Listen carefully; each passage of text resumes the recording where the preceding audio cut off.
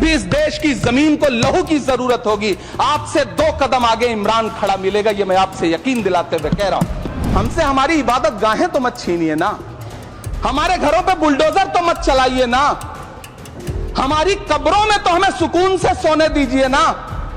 जिल्ले इलाही, जमहूरियत जो है वो नफरत और ठसक से नहीं चलती है, अकड़ से नहीं चलती है, उसमें सबकी हिस्सेदारी जरूरी है। नीतीश कुमार जी हो, चंद्रबाबू नायडू जी हो, चिराग पासवान जी हो, जयंत चौधरी जी हो, देवे गौड़ा जी हो, जीतन राम मांझी जी हो, सबको समझना पड़ेगा कि जब जंगल में आग लगती है तो न वो बरगद बचते हैं जो हवा को आंधी में तब्दील करते हैं, न वो बांस बचते हैं जो आपसी रगड़ से चिंगारी पैदा करते हैं।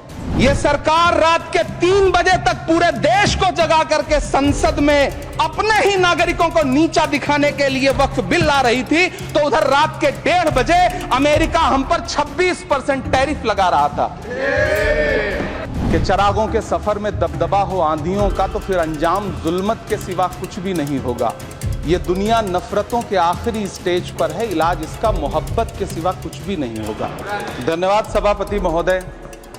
हम ही को कातिल कहेगी दुनिया, हमारा ही कत्लेआम होगा। हम ही कुएं खोदते फिरेंगे, हम ही पे पानी हराम होगा। सभापति महोदय, सन 1947 में दिल्ली की जामा मस्जिद की तारीखी सीढ़ियों पर खड़े होकर के भारत रत्न मौलाना अबुल कलाम आजाद साहब ने कहा था कि मुसलमानों कहां जा रहे हो, यह है तुम्हारा मुल्क, यहां तुम्हारे आबाओ अजदाद की कब्रें हैं। उस वक्त मौलाना आजाद की ये सदाएं सुन करके लोगों ने अपने सरों की गठरियां उतार करके रख दी थी। आज उसी दिल्ली में मौजूद देश की संसद में एक बिल आया है जो हमसे उसी जामा मस्जिद की सीढ़ियों के सबूत मांगेगा, जो उन्हीं सीढ़ियों के पास अपनी कब्र में सोए हुए मौलाना आजाद को फिर से कब्र से सदा देनी पड़ेगी कि ये जो कब्र है वो मेरी कब्र है, ये किसी सरकार की जागीर नहीं है। सभापति महोदय, मैं जहां खड़ा हूं इसी संसद भवन के सामने सड़क के उस पार अपनी कब्र में सोए हुए भारत के पूर्व राष्ट्रपति फखरुद्दीन अली अहमद की कब्र है। शायद अब उस कब्र से भी सदाएं आए कि ये कब्र मेरी कब्र है, ये सरकार की जागीर नहीं है।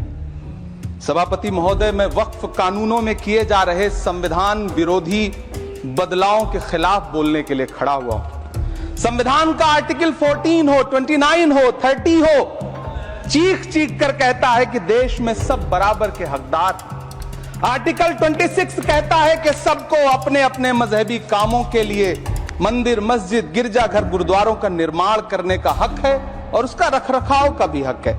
लेकिन डॉक्टर बाबा साहब अंबेडकर के संविधान को हर दिन कुचलने वाली यह सरकार देश के मुसलमानों से नफरत में इतनी अंधी हो गई है कि खुलेआम देश की संसद में देश सरकार के माइनॉरिटी मिनिस्टर साहब और होम मिनिस्टर साहब झूठ बोलते हैं और देश को गुमराह करते हैं। झूठ शब्द असत्य बोलते हैं। सरकार ने इस बिल का नाम उम्मीद रखा है। मंत्री जी कल से इसे देश के मुसलमानों के लिए नई उम्मीद बता रहे हैं। नहीं मंत्री जी, न तो ये बिल मुसलमानों के लिए नई उम्मीद है और न ही उम्मीद की नई किरण। सभापति महोदय, भाजपा ने पूरे देश में वक्फ के नाम पर कई सारे झूठ फैलाए हैं। आइए आज उनकी सच्चाई पर बात करते हैं। वक्फ ट्रिब्यूनल को ऐसे बताया जाता है जैसे वक्फ ट्रिब्यूनल कोई मजहबी खाप पंचायत हो। सभापति महोदय, जबकि सच्चाई यह है कि वक्फ ट्रिब्यूनल भी तो सरकारी न्यायिक विभाग है जिसमें सरकार द्वारा नियुक्त जज होते हैं, जिसमें प्रशासनिक अधिकारी होते हैं, कहीं ऊपर से थोड़ी आ गए। सभापति महोदय, देश के गृह मंत्री जी ने इसी सदन में कहा कि वक्फ ट्रिब्यूनल के फैसले के खिलाफ कोई कोर्ट नहीं जा सकता, जबकि सच यह है कि वक्फ एक्ट 1995 की धारा 83(9) के तहत हाई कोर्ट वक्फ ट्रिब्यूनल के फैसले की न सिर्फ समीक्षा कर सकता है बल्कि उसे बदल भी सकता है। सच तो यह है कि वक्फ बोर्ड खुद अपनी जमीनों के लिए कई सारी कोर्ट में मुकदमे लड़ रहा है।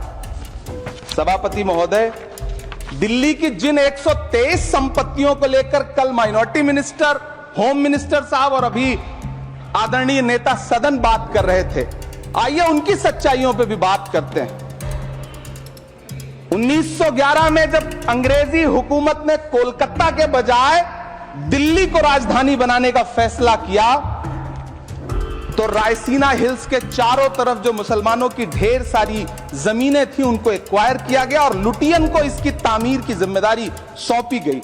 सेंट्रल विस्टा की तरह लुटियन जोन का मेगा प्लान तैयार हुआ, लेकिन उस वक्त के मुसलमानों ने उस वक्त की अंग्रेजी हुकूमत से अपनी इबादत गाहों को बचाने के लिए लड़ाई लड़ी। मामला ब्रिटिश गवर्नमेंट तक पहुंचा। तब यह तय हुआ कि वो जो धार्मिक स्थल हैं उन्हें जस का तस रहने दिया जाएगा।